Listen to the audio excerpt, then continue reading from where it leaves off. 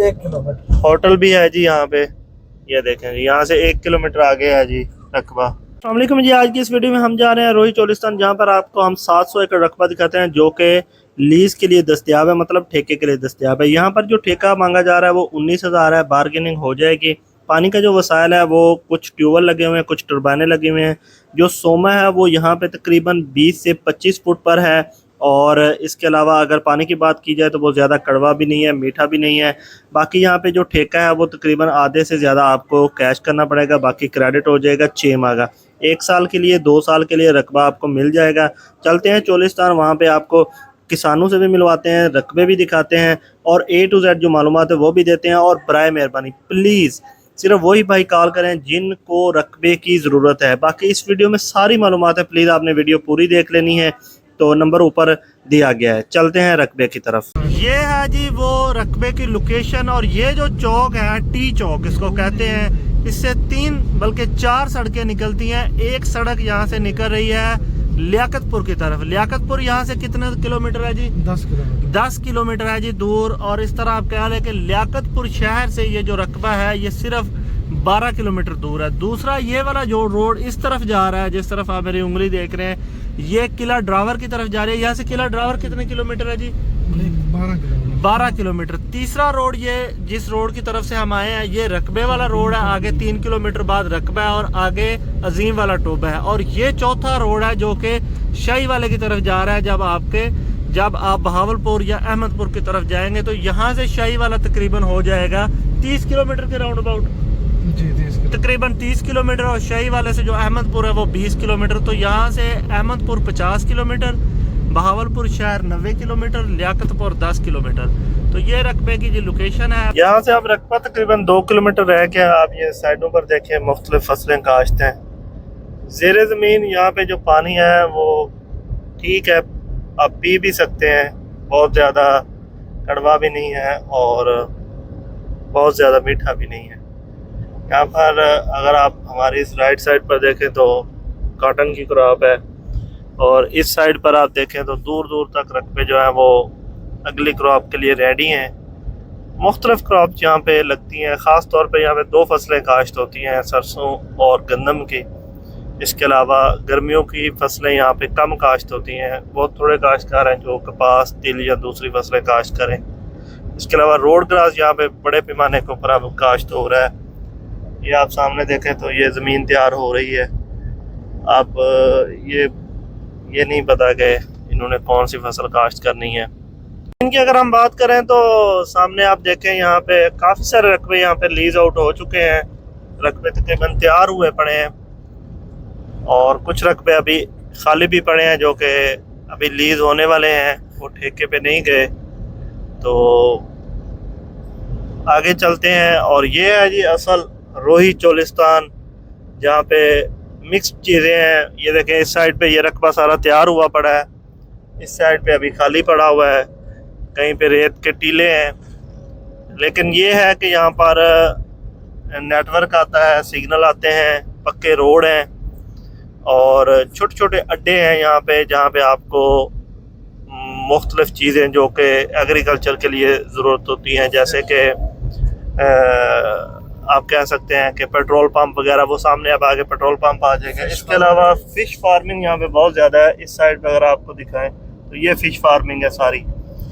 तो fish farming के लिए भी ये इलाका शायद सूटेबल है कि इतने ज़्यादा फ़िश फार्म बन रहे हैं। अच्छा, ये अब आगे कॉटन की क्रॉप आप देखें आ गई है, ये आगे जंतर लगा हुआ है।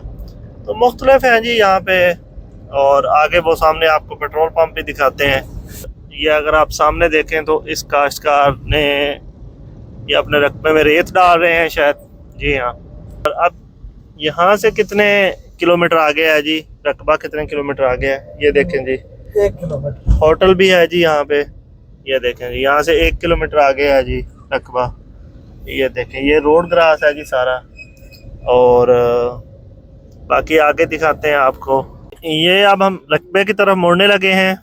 ये देखें जी, यहाँ से कितना दूर है जी रकबा? बस यहाँ से स्टार्ट हो ये तो फिर लीज आउट हो गया है जो तैयार हो रहा है। जी, ये पहला रकबा है जी। ये वो 700 एकड़ है जो कि आपको पोस्ट में भी दिखाए थे और इस वीडियो में हम दिखा रहे हैं। इसमें कितना लीज पे चला गया जी? ये 400 एकड़ लीज पे चला गया। अच्छा, इसमें 400 एकड़ लीज आउट हो चुका है और अभी 300 एकड़ बाकी है। 300 एकड़। तो आप सामने देख सकते हैं कि यहाँ पे रकबे तैयार कर लिए गए हैं और ये सारा रकबा लीज आउट हो चुका है। और इसमें कुछ ये रकबा जो खाली पड़ा है, इसमें ऐसी बात नहीं है कि आपको रकबा ऐसा दे दिया जाएगा जो खाली रह जाए और उसका ठेका लिया जाएगा, तो ऐसी बात नहीं है।